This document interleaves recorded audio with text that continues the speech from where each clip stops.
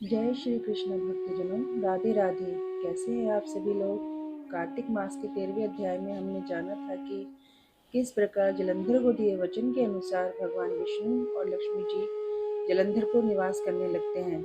अब इससे आगे की कथा का श्रवण हम 14वें अध्याय में करते हैं, जिसकी शुरुआत एक दोहे के साथ होती है। कार्तिक मास का आज लिखूं 14वां अध्याय। श्री हरि कृपा करे, श्रद्धा प्रेम बढ़ाए। तब जलंधर को इस प्रकार धर्म पूर्वक राज्य करता हुआ देख देवता शुद्ध हो जाते हैं। देवताओं ने देवाधिदेव शंकर का मन में स्मरण करना आरंभ किया। तब भक्तों की कामना पूर्ण करने वाले शंकर ने नारद जी को बुलाकर देव कार्य की इच्छा से उनको जलंधर के पास भेजा। शंभु भक्त नारद शिव की आज्ञा से देवपुरी में गए। इंद्र आदि सभी देवता व्याकुल हो शीघ्रता से उठकर नारद जी को उत्कंठा भरी दृष्टि से देखने लगे। अपने सब दुखों को कहकर उन्हें नष्ट करने की प्रार्थना की। तब नारद जी ने कहा, मैं सब कुछ जानता हूँ, इसलिए अब मैं दैत्यराज जलंधर के पास जा रहा हूँ। ऐसा कह नारद जी ने देवताओं को आश्वासित कर जलंधर की सभा में आए। जलंधर ने नारद जी के चरणों की पूजा करते हुए कहा, हे ब्राह्मण, कहिए आप कहाँ से आ रहे हैं, यहाँ कैसे आए हैं। मेरे योग्य जो सेवा हो तो आज्ञा दीजिए।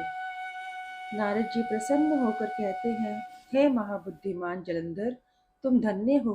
मैं स्वेच्छा से कैलाश पर्वत पर गया था, जहाँ 10,000 योजनों में कल्प वृक्ष का वन है। वहां मैंने सैकड़ों कामधेनुओं को विचरते हुए देखा तथा यह भी देखा कि चिंतामणि से प्रकाशित परम दिव्य अद्भुत और सब कुछ सुवर्णमय है।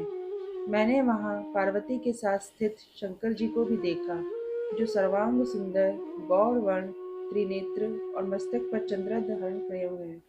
उन्हें देखकर मुझे बड़ा आश्चर्य हुआ कि इनके समान समृद्धिशाली त्रिलोकी में कोई है या नहीं।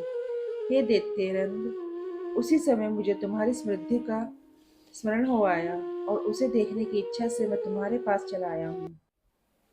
यह सुनकर जलंधर को बड़ा हर्ष हुआ। उसने नारद जी को अपनी सब समृद्धि दिखला दी।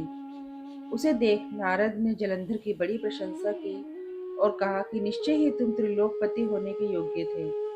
ब्रह्मा जी का हंस युक्त विमान तुम ले आए हो और दैलोक, पाताल और पृथ्वी पर जितने भी रत्नादि हैं सब तुम्हारे ही तो हैं। ऐरावत, उच्च श्रवा घोड़ा, कल्प वृक्ष और कुबेर की निधि भी तुम्हारे पास है। मणियों और रत्नों के ढेर भी तुम्हारे पास लगे हुए हैं। इससे मैं बड़ा प्रसन्न हूँ, परंतु तुम्हारे पास कोई स्त्री रत्न नहीं है। उसके बिना तुम्हारा ये सब कुछ फीका है। तुम किसी स्त्री को ग्रहण करो। नारद जी के ऐसे वचन सुनकर दैत्यराज काम से व्याकुल हो गया। उसने नारद जी को प्रणाम कर पूछा कि ऐसी स्त्री कहाँ मिलेगी जो सब रत्नों में श्रेष्ठ हो। इस पर नारद जी ने कहा, ऐसा रतन तो कैलाश पर्वत में योगी शंकर के पास ही है। उनकी सर्वांग सुंदरी पत्नी देवी पार्वती बहुत ही मनोहर है। उनके समान सुंदरी में किसी को नहीं देखता। उनके उस रत्न की उपमा तीनों लोकों में कहीं नहीं है। देवर्षि उस दैत्य के ऐसा कह देव कार्य करने की इच्छा से आकाश मार्ग से चले गए।